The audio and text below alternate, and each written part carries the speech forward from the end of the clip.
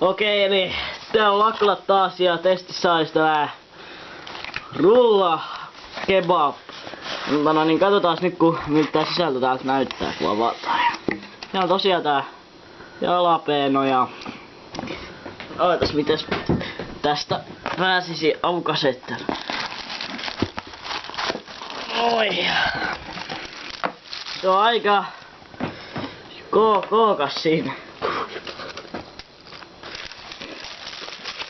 Miten tätä nyt lähdetään avaamaan? Noin, sieltä tulee jo kastikkeita valuja. Siinä.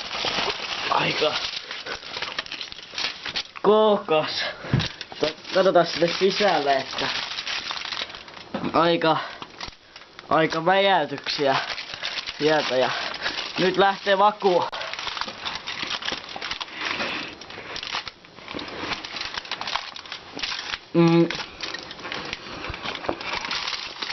Ihan